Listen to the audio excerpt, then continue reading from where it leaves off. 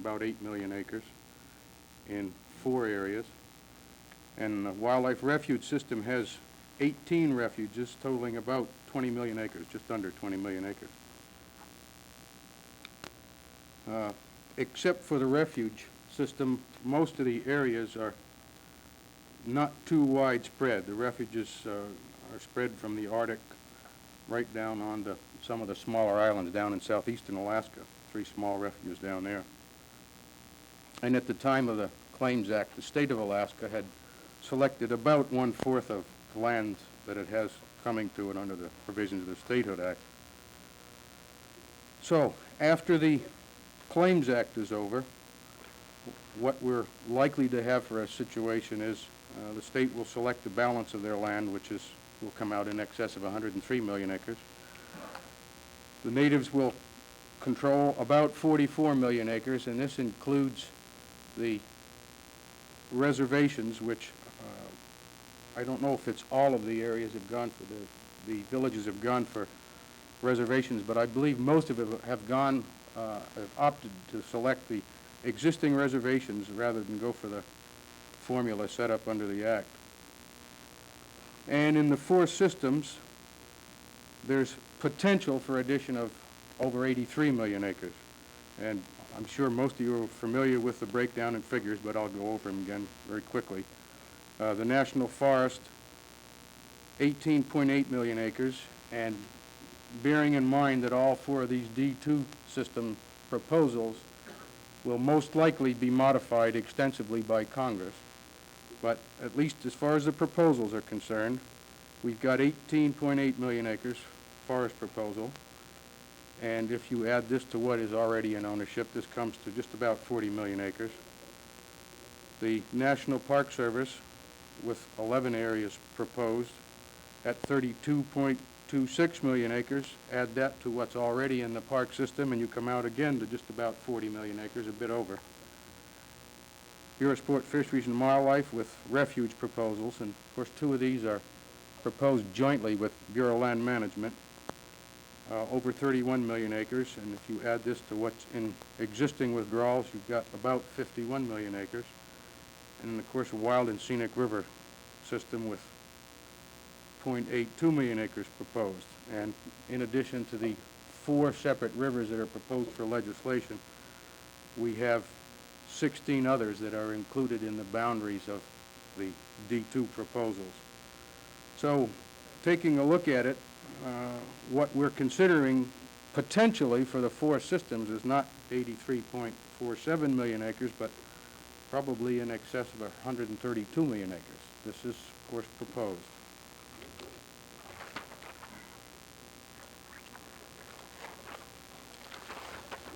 So much for the background. The passage of the Alaska Native Claims Settlement Act made the Bureau of Sport, Fisheries, and Wildlife realize that we had to make quite a change in the way we were doing business. And I think the one area that brought this about, this realization about more than anyone else, any other one, was the Hazen Bay and Clarence Road refuges out on the Yukon-Kuskokwim Delta. The Claims Act provides that native village corporations can select out of a wildlife refuge up to 3 townships, and they would get control of the surface estate only. If you take a look at what the spread of villages is out on the existing Clarence Road and Hazen Bay refuges, you can see that some of the most important wildlife habitat will be included in the areas that are to be selected by the natives. This was the main point, and well, I think most of us realize that government agency way of doing business tends to be one of reaction more than anything else, and this situation caused us to react, and we realized that the only way we could even come close to properly managing the resources out on the Delta was to look toward some cooperative arrangement with the natives that were going to be selecting lands out of the refuge, and in addition to the refuge lands, they would select the areas adjacent to the refuge that would probably go into native ownership. When you have wildlife species that don't recognize these boundaries, as Dr. Klein has already said, and you're charged with the responsibility of protecting them, you've got to look some alternative ways of doing business. And as I say, the cooperative agreement arrangement was what we looked at.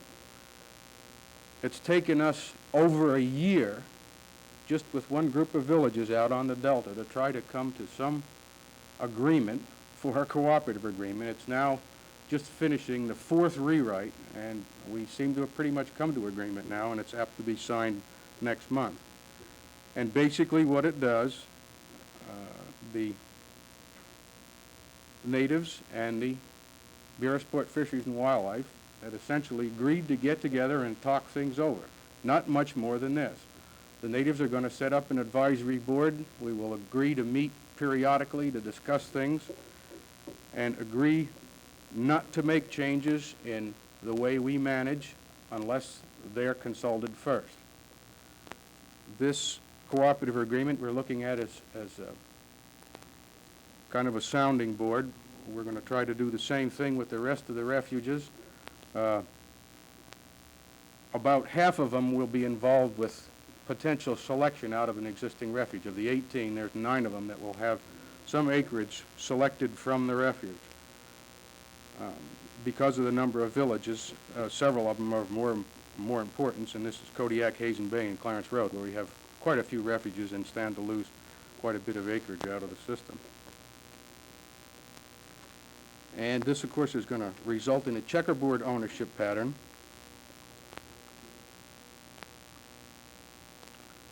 One of the purposes of the Claims Act was to accomplish a settlement with the natives in conformity with the real economic and social needs of the natives and to provide a maximum participation in the decision-making.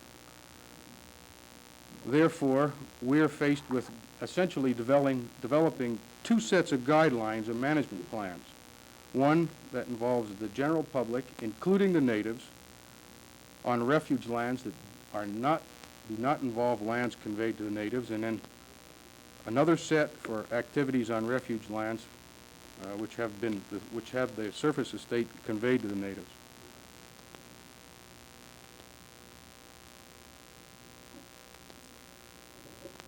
We are looking toward cooperative agreement arrangements that will go beyond just these lands that are going to be selected from our refuge. We are looking to similar arrangements with adjacent landowners.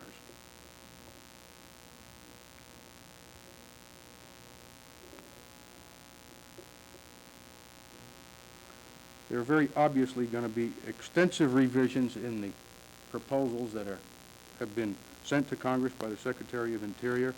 There are going to be many pieces of legislation proposed that involve the D2 lands, and what shakes out after 5 years is going to probably be considerably different than what went forward on this last December 18th.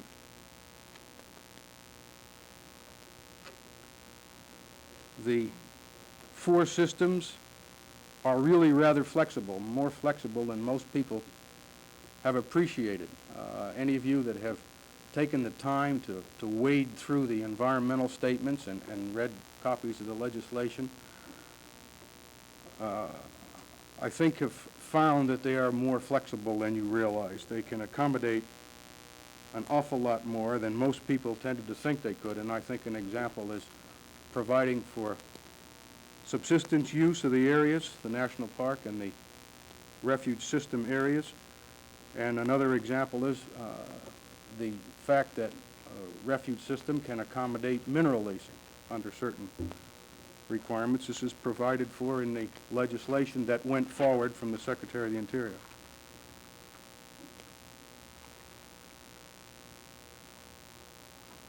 I guess the point I want to make is the theme of the conference, if we want, what we want to think of after the Land Use Planning Commission are 2 two things, two approaches. I think that the time to have as much impact as possible on what happens with the four systems, and of course we saw what acreage is involved. These are going to have a significant effect on what the management patterns are for all of Alaska in the future.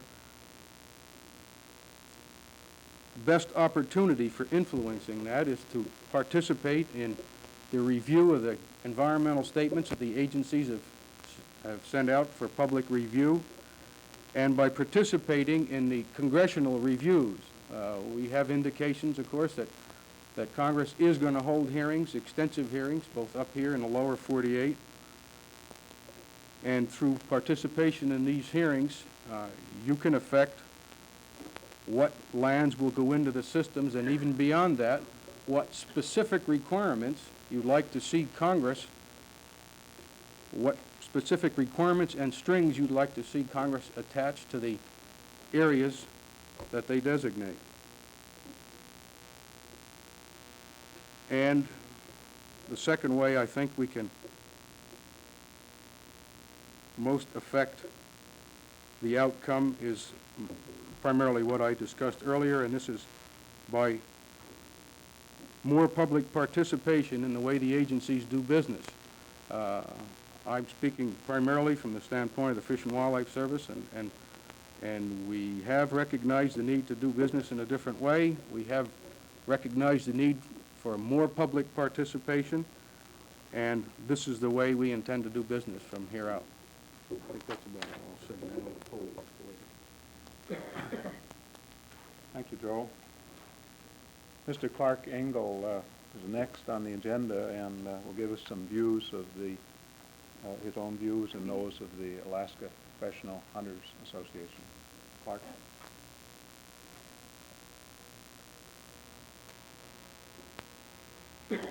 Thank you, Dr. Klein. The fish and game management, as we see it today, has a very ominous outlook for the future in Alaska. In fact, we feel if the trend continues, we'll have no management at all. Let's take a look at the 83.5 million acre withdrawal. I stand corrected by the gentleman on my right over here. Apparently it's over 100 million acres now. Much of this land, as Secretary Morton proposes, will be non-huntable land.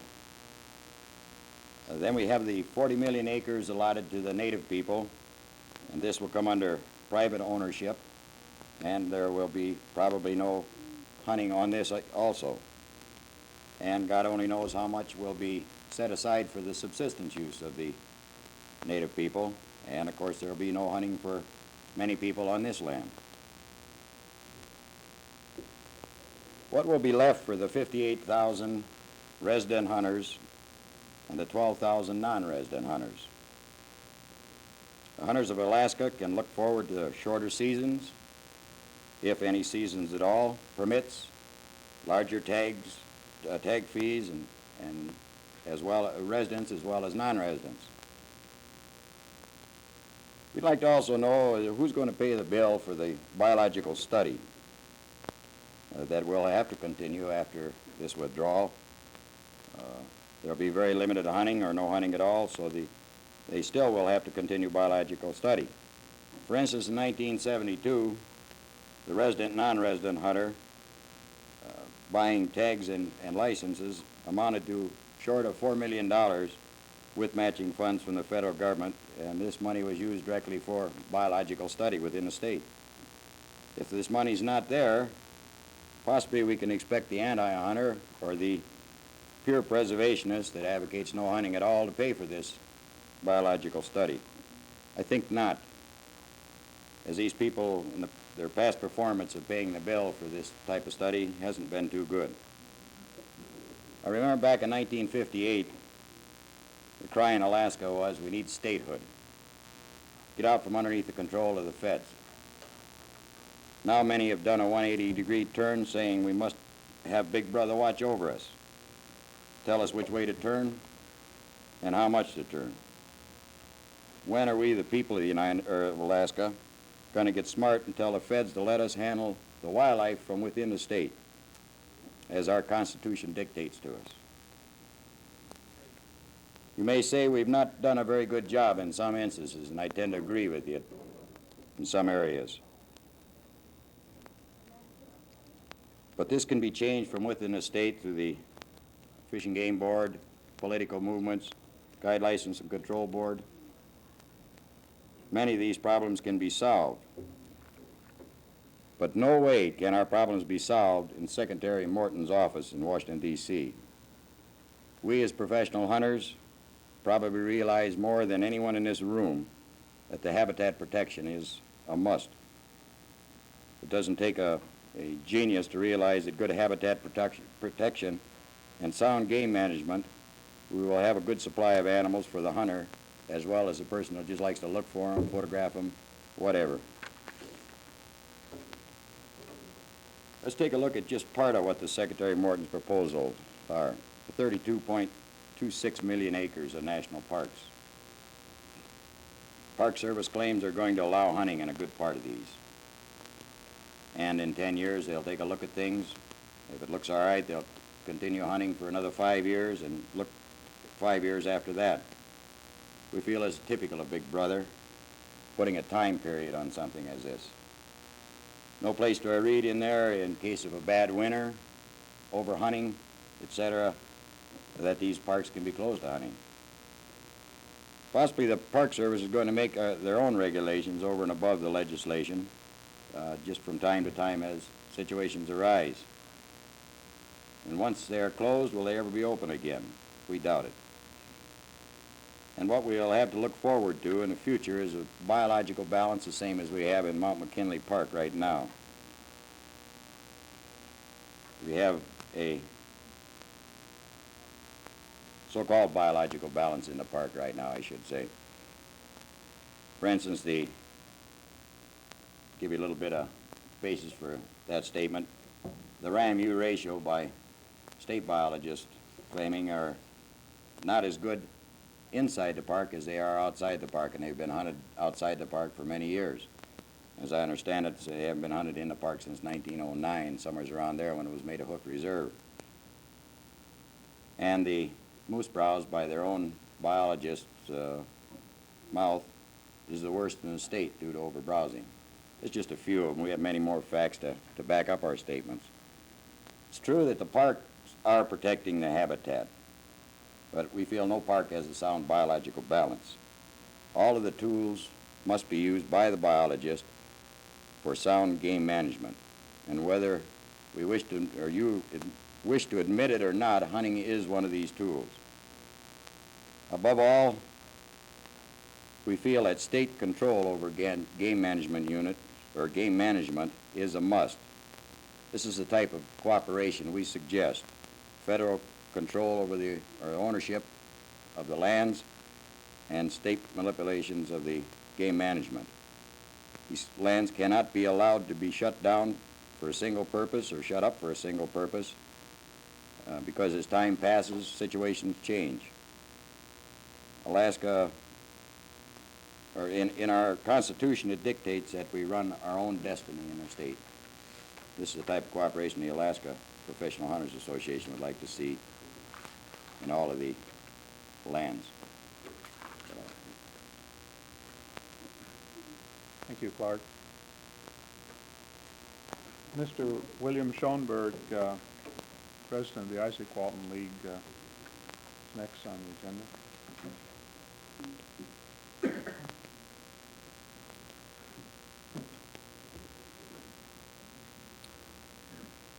Mr. Parker, Dr. Klein, fellow panelists, and ladies and gentlemen, it's a pleasure to be a symposium panelist member on After the Land Use Commission what, and in particular, Fish and Game Management. Our Alaska Fish and Game Commissioner, Mr. James Brooks, manages 586,000 square miles of land, about 1/5 of the landmass of the lower 49, and a coastline longer than that of the lower 49. At present, he has only a token force in both manpower and dollars. In order to manage our fish and game resources in compliance with our state constitution, highest and best use, and maximum sustained yield, it is mandatory that Mr. Brooks have adequate dollar resources. In order to comply with the letter of the law in our state constitution, we must first consider the rapid population growth, demands on our non-renewable resources, and the increasingly easy access to all areas of the state to harvest our renewable resources. Accurate scientific and meaningful program management data is mandatory to meet the demands that will be placed on our fish and wildlife resources. The fish and wildlife do not respect boundary lines. This emphasizes the need for one single state management authority for fish and wildlife management data. At best, our state commissioner should have authority over all federal fish and game management programs conducted in the state of Alaska and its offshore waters. At its worst, the management of federal fish and game management programs in our state must share equal authority with our state commissioner. This shared responsibility may meet the requirements of our state constitution. To meet this end, a program designed for total scientific management of our fish and wildlife must be devised in such a manner that all federal agencies involved in fish and wildlife management will be required to feed pertinent data to our state commissioner. To initiate a computer program of this magnitude, a cost analysis should precede implementation. This cost analysis must identify those federal agencies, non-resident users, resident sportsmen, and resident commercial users of our fish and wildlife. The analysis will identify dollar costs of these users to meet the program requirements. It must also identify accurate means of cost charging each user a fair share of his use of this resource.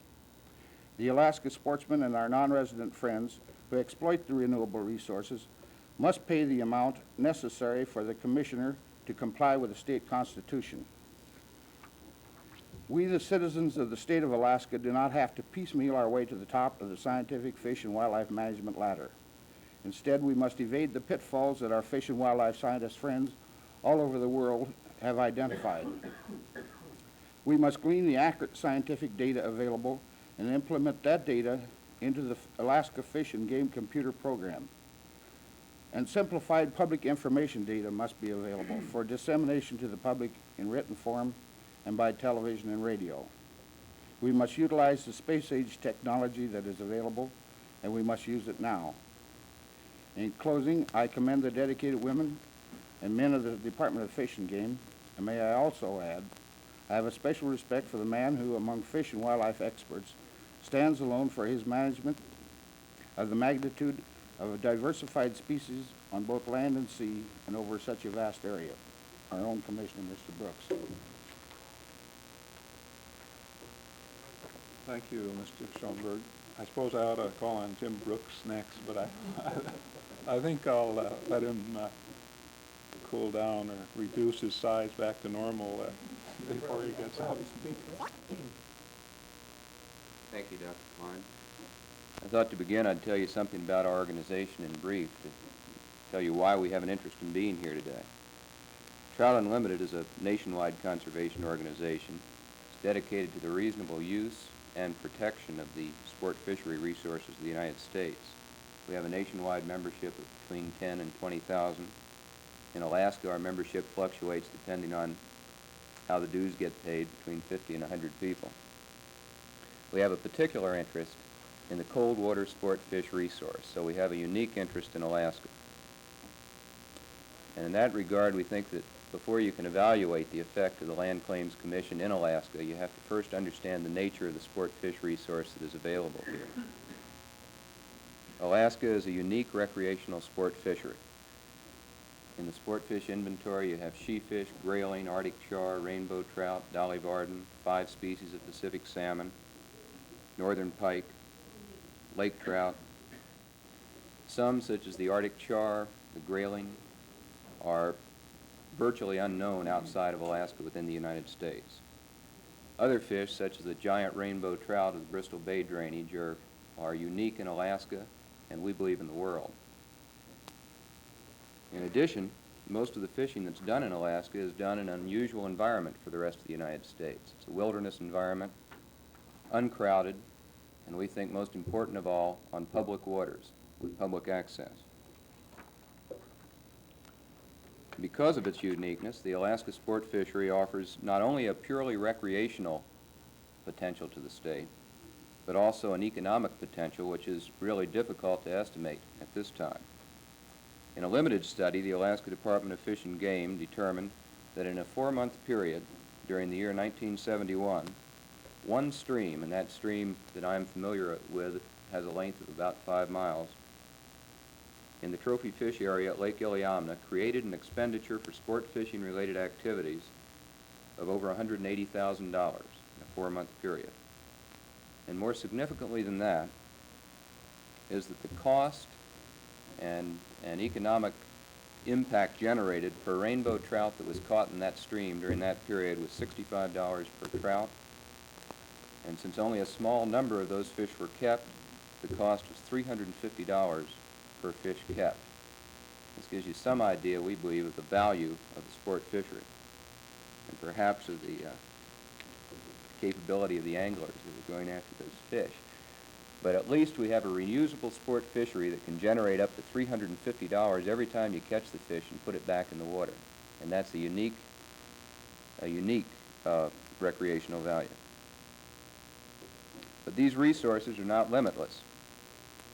Most of our streams, many of them, contain no sport fish resource. Others contain only small populations of very limited sport fish capability. Perhaps the most significant sport fish in Alaska is the rainbow trout. We have a rainbow trout sport fishery here which is simply unequaled elsewhere. However, that one species is limited to some few streams south of the Alaska Range. And in this range, its numbers are already seriously depleted in many areas. Now, with this cursory background of the resource in mind, it seems to us that there are 4 significant issues that must be faced by the state in the years to come. Not necessarily in order of importance. I think these issues are, first, and this I think is the most important, public access for continued use and enjoyment of the sport fish resource. Second, the withdrawal and appropriate designation of public lands under Sections 17D1 and D2 of the Alaska Native Claims Settlement Act. Third, the problem of increased utilization of sport fishing resources as a result of increased population, tourism, and I think very significantly, the understandable and reasonable desire of the native population to get some part of the economic benefit of the sport fish resource. And fourth, the identification of transportation corridors and construction of highways following the Land Claims Commission. Now, while as I understand the purpose of this symposium is to discuss after the Land Claims Commission, I don't believe any of these issues can be met until we consider what action the Commission is going to take with regard to its duties under the Act. With regard to public access to the sport fish resources, you have to understand that most of the native communities are located on streams that contain a sport fishing potential. For this reason, the grant of any large amount of land in fee, as is being done, will result in a substantial amount of the sport fishing resource coming on private property. If this occurs, and if reasonable access is not provided to these streams, the sport fish resource in Alaska and the other problems concerning it will really become insignificant because we simply will have no public sport fish resource in Alaska. Fortunately, however, the Settlement Act provided for identification of public easements to provide access for such recreational pursuits as sport fishing. Trout Unlimited has proposed to the Land Use Planning Commission the following provisions with respect to access. First, that a 50-foot pedestrian right-of-way easement be identified and reserved to the public from the high water line of streams, rivers, and lakes capable of supporting a sport fishery. Second, that prior to the patent of each piece of selected land, the Commission identify surface access to the bank easements on that piece of land and also identify public camping sites, and that the appropriate federal and state agencies the public and the natives all be consulted to assist in such identification.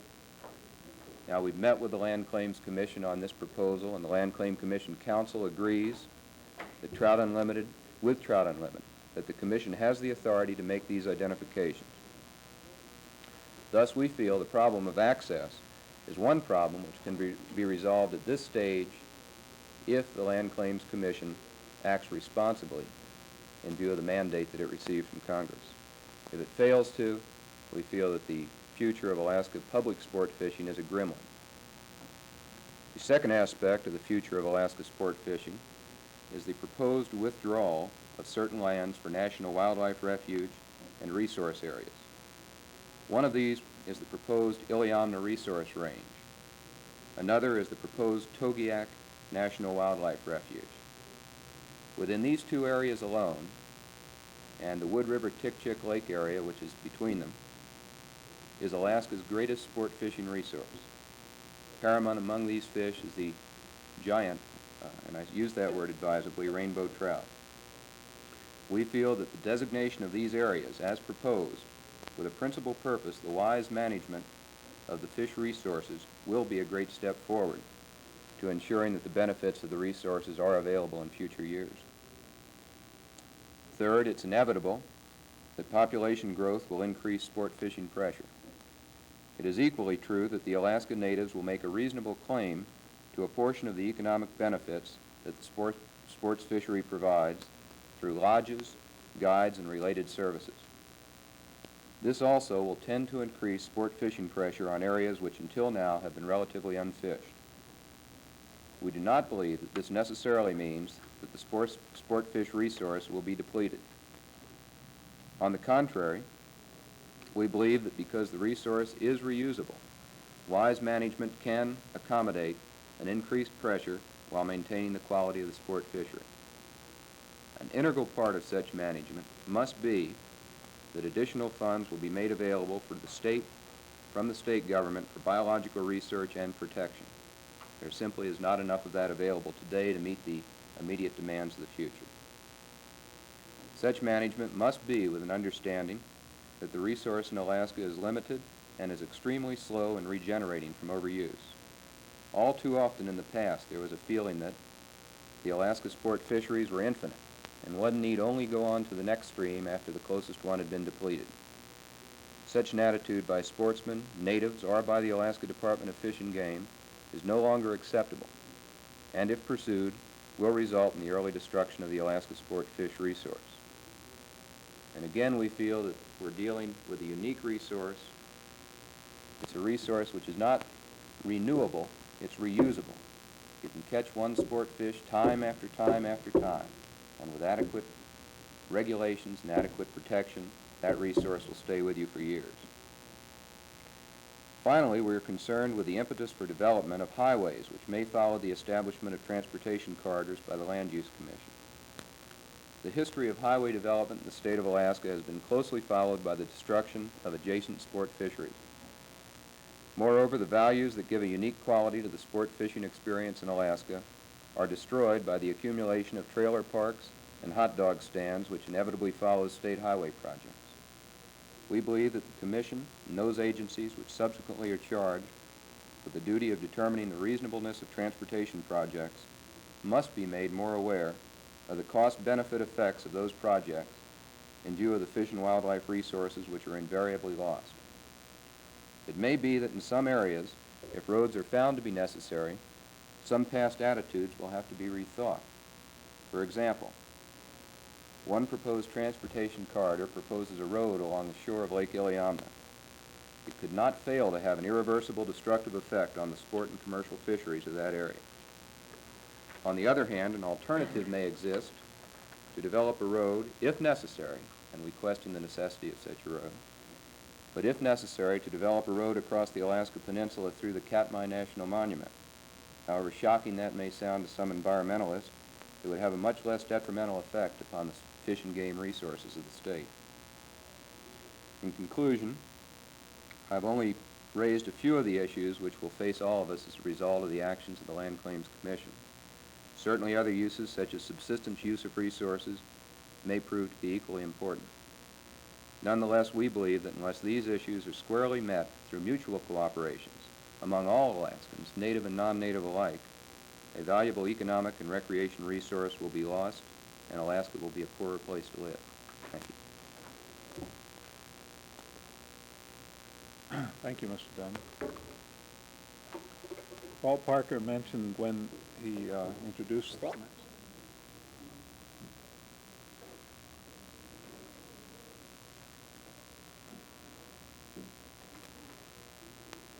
Thank you, Dave. Ladies and gentlemen, I will comment on Bill's remarks. You can decide which remarks I'm referring to. In most gatherings where I find myself, some of them would certainly incite a great deal of controversy. The other day I was testifying before the House Resources Committee, and one of the members credited me with engineering the demise of our valuable commercial fisheries and the game herds. And the chairman of the meeting asked if I wished to make a comment, and I said no. Another member of the committee said he was very disappointed in the commissioner for not at least showing the first legislator the courtesy of a response. I told him, well, if I had a response, it would only be ouch. A subject raised by the sponsors of this symposium is the matching of management systems to best deal with the ultimate use categories of Alaska's land and resources. These management systems must, of course, operate within institutional structures such as federal and state agencies, local governments, and private landholders. Unfortunately, in some cases, I suppose our court system will also play a role in guiding the course of future events where conflicting interests preclude easy cooperation and compromise between involved parties.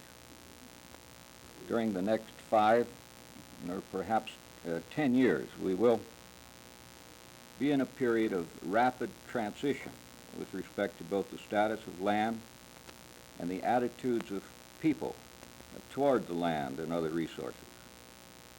This period will demand careful weighing of values and absolute fairness in the judgments and decisions that are made. But it will undoubtedly be marked also by high controversy and dispute. Stability will emerge only gradually, slowly, because following the final determinations of land and resource status, a period of attitude adaptation or acceptance will be necessary. We've already seen competition between federal agencies eager to grab control of D2 lands for their special interests. We will see more of this, even though efforts are made to keep it out of the public eye. We will see the state, local governments, and native organizations entering this competition. They are already well into it. How well we work together to resolve differences in the interests of the public will be a measure of ourselves as leaders. Aside from the involvement of Congress, I don't think we can expect the intervention of any new institutional elements that will solve our problems or even make them much easier to deal with. I would like now to identify just a couple of the varied and numerous problems with respect to fish and game that will confront us. In the immediate future, at least, the subsistence use of resources will be given high-value ratings. We must be cautious about exploiting subsistence interests to garner native support for special agency interests. For example, you support my park, and I will let you and your group have exclusive hunting rights on this land. Proprietary rights to renewable common property resources that occur on private or certain classes of public land. I'm not concerned about a landowner charging a fee to permit an individual to hunt and fish on his land. This is fine. I am concerned that claims may go further. In such instances, we may see claims to exclusive rights to certain salmon stocks or other publicly owned resources.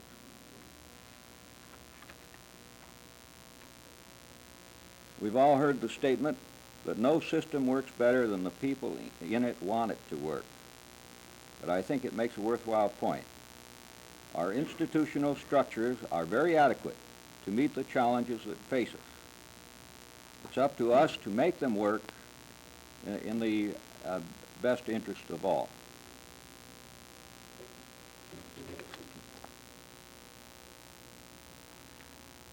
Thank you, Jim. The answer to that is everyone is after the Land Use Commission.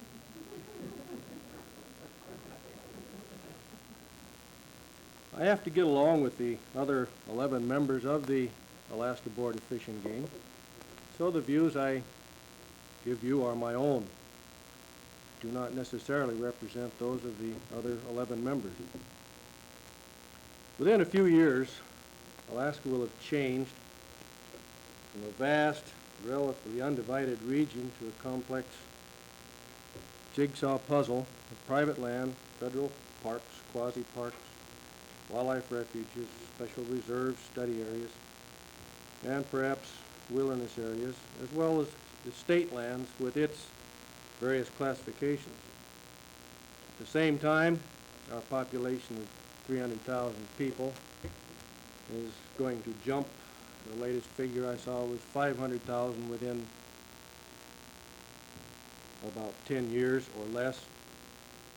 Another important human population growth is occurring in the so-called remote native villages.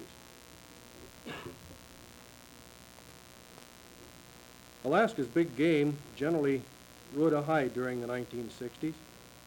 It appears now that more moderate levels of game occur in many parts of the state. Moose populations that were almost exploding 10 and more years ago on the Alaska Peninsula and parts of the Kenai and the Nelchina, Yakutat, and the interior, have suffered setbacks during the last few years through severe winters, range deterioration due to heavy use, and natural population crashes that seem inevitably to follow peaks. All of these seem to be involved. It's unlikely that moose populations will return to the levels we know or knew in the 1960s, at least for some time. Caribou abundance appears to be leveling, or, as with the Nelchina herd and perhaps others, they are at a much lower level than they were in the 60s. The probable barrier to free movement of caribou from the Trans-Alaska Pipeline with its road, as well as likely barriers of other pipelines and roads, including the proposed or soon to be proposed gas pipeline into Canada, the unpopular Prospect Creek to Nome Road, a pipeline likely from the Naval Pet 4 oil reserve, roads and oil pipelines on the Alaska Peninsula if and when oil is found in that area, and roads and oil pipelines in northwestern Alaska where continual and long-term seismic work gives a strong clue to the ultimate existence of unnatural barriers there. All of these pose a gradual and perhaps not so gradual reduction in the free movement of caribou. These artificial barriers to caribou will probably result in smaller caribou herds. The days of the vast caribou herds in Alaska, such as the porcupine herd, the Arctic herd, probably gone. Thus, Alaska's large, and in the case of moose and caribou, leaving out Sitka deer, and most abundant ungulates, while they're still plentiful, they're not as numerous as they have been in recent years. These are the key animals to the meat-hunting people of Alaska. When one views the future of land use in Alaska, the likely future of these animals and others against the probable demands that will be made on them, including the sports fisheries and the commercial fisheries and the sheep and the goats and the bears, by more and more Alaskans, and remembering that vast areas could have no trespassing signs on their boundaries and or no hunting or limited hunting, the crunch becomes pretty apparent. I hate to say this in front of Clark Engle, but I believe that the peak of trophy hunting for moose and perhaps for caribou has been reached in Alaska. Demands for these animals as subsistence foods is even now overshadowing economic and moral justification for taking them as trophies in some areas of the state. More hunters then will be hunting fewer animals in less area. The outlook for sports fish is somewhat brighter than it is for the big game. We've heard subsistence mentioned by several of the other panelists. This has suddenly become a subject of major concern in Alaska, and the word's being bandied about like the word ecology has been bandied about by the American public for the past few years. Subsistence, like ecology, means different things to different people.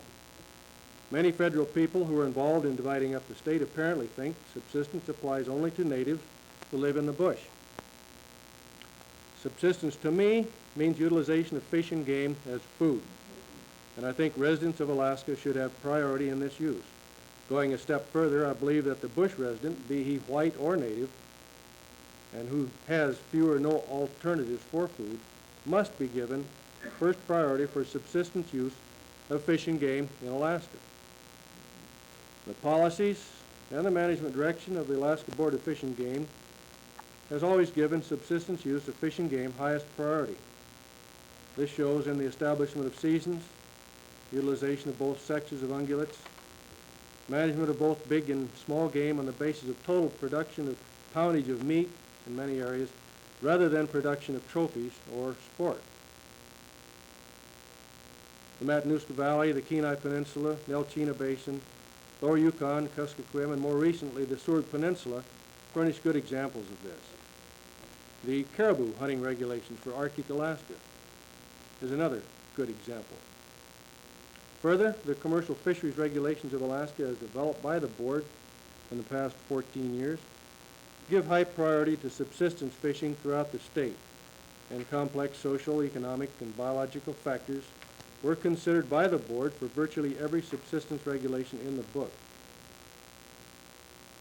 The regulations of the Arctic Yukon-Kuskokwim region are probably the best example of subsistence regulations as they have been worked out by the board. Commercial development of fisheries of this region has been carefully balanced against subsistence needs. Suddenly, federal officials who expect to be responsible for management of vast tracts of land newly under their control are talking about subsistence hunting. So far, at least, there is no such thing in a formal or legal sense under Alaska's hunting regulations. I get the impression that the intent is to allow natives to hunt for food on lands that are proposed as parks or for other purposes. And the white bush residents, whose numbers rival those of natives in these regions, is possibly being ignored. Urban citizens whose lifestyle depends upon hunting or fishing for food, and who often live in Alaska for this very reason, also seemingly are being ignored. Hunting and fishing for food is more than putting meat or fish on the table, as Dave Klein pointed out a while ago. It has values that are difficult to define, values that somehow relate to the nature of people. Some of us simply like to earn our food through hunting or fishing, and this feeling has deep roots in Alaskans. A recent meeting was held in Juneau to discuss subsistence problems in Alaska. This appears to be another case of federal officials talking among themselves. Only one member of the 12-member Board of Fish and Game, the body responsible for all hunting and fishing regulations in Alaska, was present at that meeting, and he wasn't invited as a board member. Which brings me to the point of this symposium. What about fish and game management after Alaska has been carved up?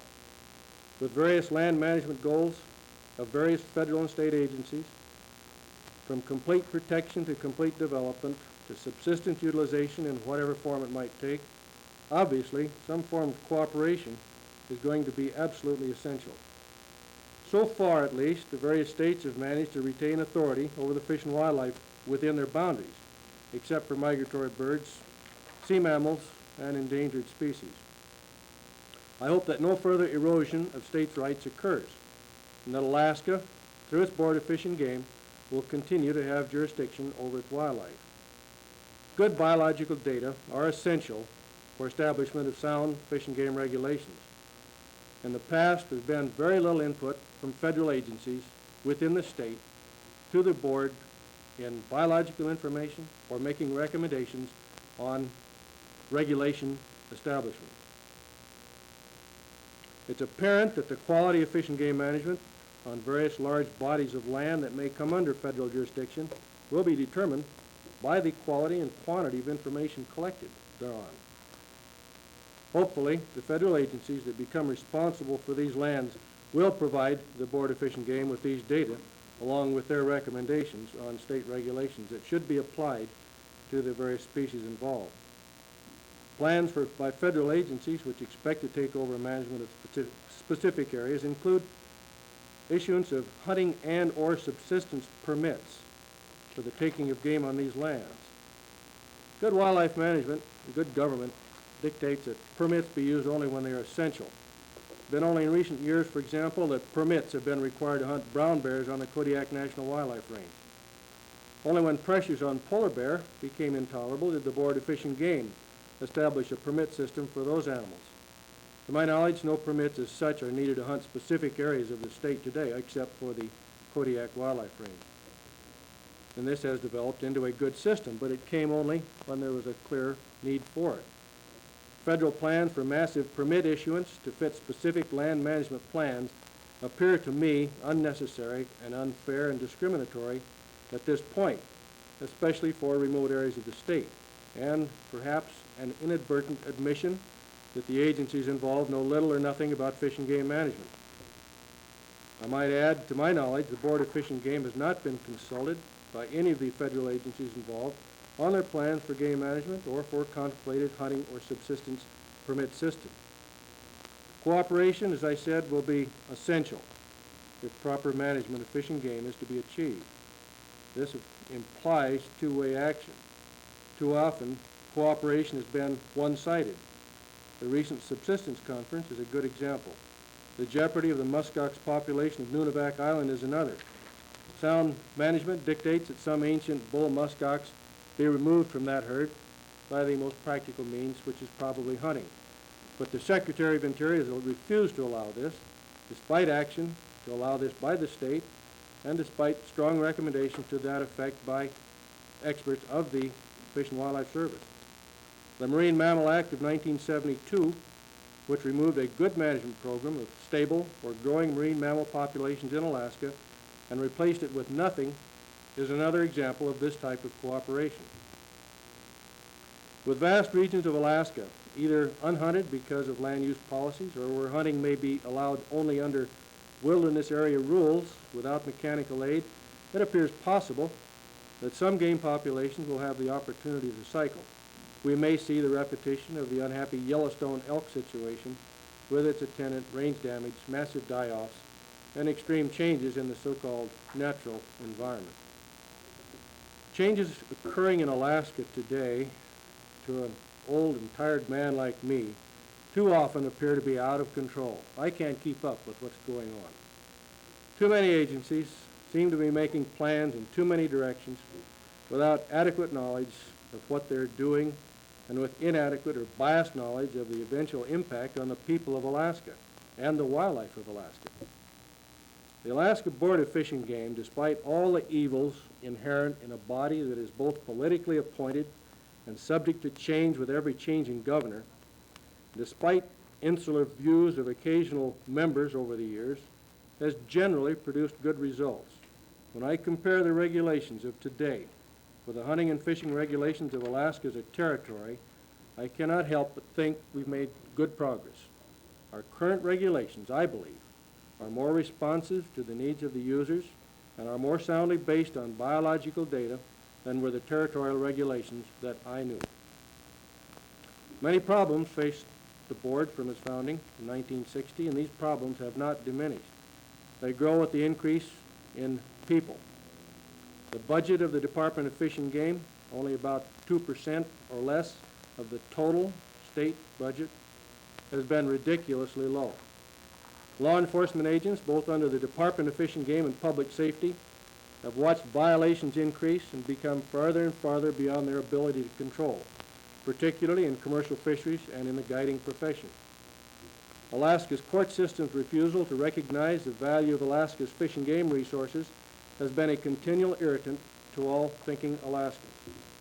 Good wildlife regulations, the basis for most management programs, are worthless without adequate enforcement and without cooperation of the courts when there is enforcement.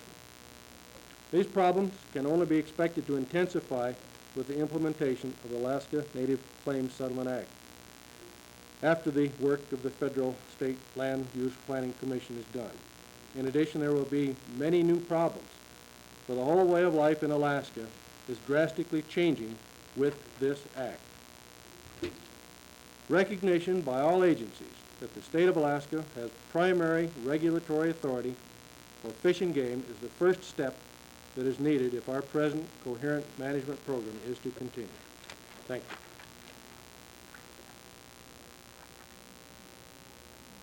Thank you very much, Jim. Well, we've run through the industrial development are incompatible. Now, that doesn't mean to say that we should have, because I'm represented by state and federal and private agencies or groups, we do recognize, and this has come out repeatedly in the session, the need for cooperation between these interests in management. Otherwise, management is going to be on a piecemeal basis, and the resources are going to suffer, and people in the long run will lose the opportunities to utilize these resources. So even though we give lip service to cooperation and coordination, it's going to take something more than just lip service. I think that later in the conference that we're going to address ourselves more to how to overcome this problem, how to ensure that cooperation takes place, how are we going to ensure that there's some mechanism to bring about, to in fact force all of the various agencies, federal, state, native, plus all the interactions of these agencies and groups, what's going to ensure and how are we going to ensure that there is coordination. And I think that we can agree that there is a very desperate need for this coordination. Walt? I'd like to thank the panel members and the audience for the participation. Yeah, I would like to thank you, Dave, for a very nice job of moderating, and thank the panel members for bearing up so well, but fish and game managers are used to onslaughts and usually bear up well. I thought it was a most productive session. I'd like to point out that the Park Service is on the Recreation Management Panel, which is the first thing tomorrow, and at the Forest Service is on the Natural Resource Management Panel, which is in the afternoon tomorrow, and they were put on these panels because it seemed to fit their mission statements a little more closely. We obviously couldn't put every agency on every panel, so I hope to see you here tomorrow. I think that both of those panels tomorrow should be at least as interesting as the panel today and continue this dialogue. Thank you for coming.